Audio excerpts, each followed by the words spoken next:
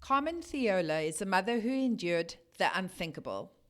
Carmen has made it a mission to share the story of her beloved son and his vibrant life, how she lost him, and how she lives on in his honor. With the creation of her son's Forever 15 Legacy, Carmen aspires to enlighten and encourage road users to embrace the choices of engaging in sober driving habits.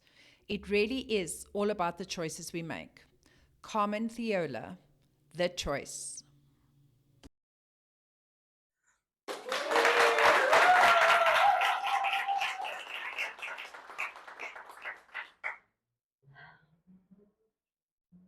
Who of you have imagined living your dream life?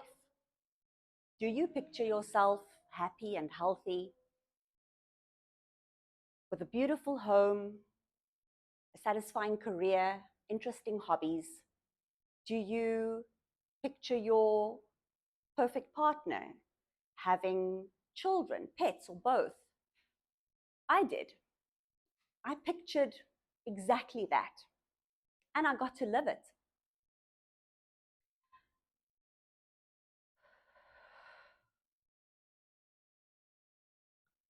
By the end of 2020, our family made the choice to move to a beautiful beachfront home. We enjoyed walks along the beach and beach picnics and watching spectacular sunsets from our front garden.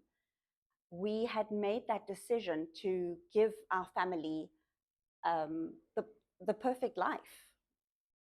Imagine living as close to perfect a life as you could have wished for yourself, and then losing it all because of the selfish and irresponsible choice of a total stranger.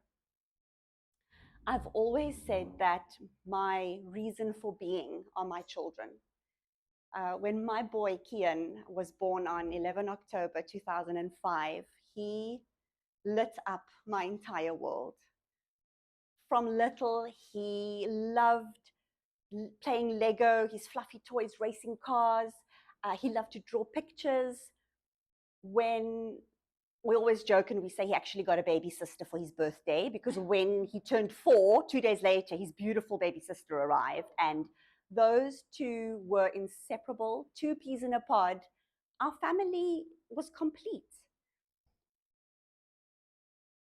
As he grew older, his favorite things became Marvel, Star Wars, comics, anime. In primary school, he was a gymnast. In high school, he was a rugby player. He was just always so proud of being strong and fit and healthy. Kian's dream was to become an anime artist and move to Japan one day. So when he got accepted to the Tygerberg Art College in grade 10 to study visual arts and design, this boy was on his way to living his dream. He just had this spectacular life ahead of him. And then on the 28th of March, 2021, our lives changed in an instant. Just about 5.5 months after his 15th birthday, my beautiful boy was killed by a repeat offender drunk driver in the street in front of our house. A 40-year-old grown man made the choice to get drunk and drive his car. He was 4 times over the legal alcohol limit when he accelerated his car into my child. Our family was demolished. We got him to a hospital as soon as we could, but his internal injuries were too severe, and the ER team was unable to save him. I had to make the agonizing decision that day to leave my child alone at that hospital with strangers because I had to go home and tell his 11-year-old sister that her brother was never coming home again.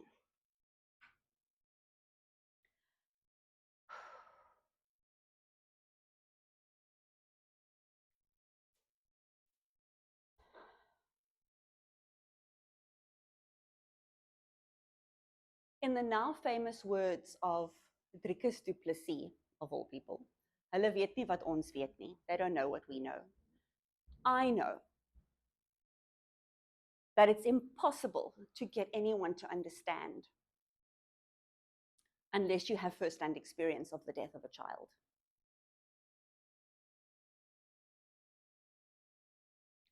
They say when you have a child, you learn what it is to live with your heart outside your body. Sadly, when you lose that child, you also lose part of your heart.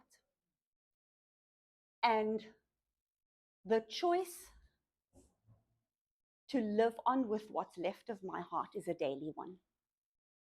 I make that choice every morning.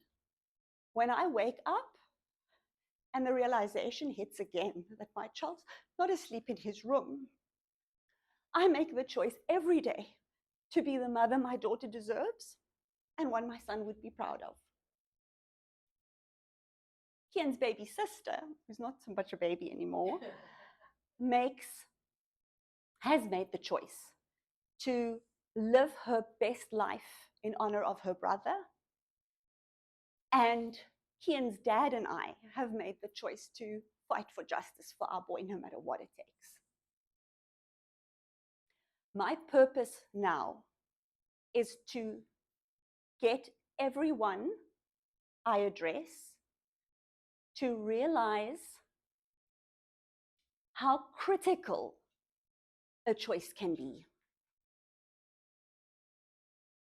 My child has been denied any choice he might have made in his future because of the unforgivable choice of a drunk driver. Did you know, according to Arrive Alive statistics, of all the deaths on South African roads, 50%, half of all the deaths on South African roads are caused by drunk drivers? And yet there are so many choices available to people to prevent what happened to us.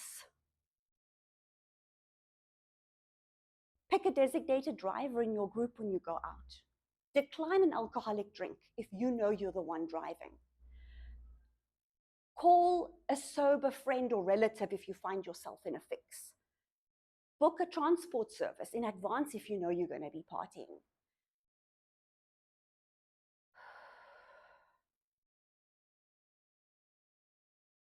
I am Carmen Theola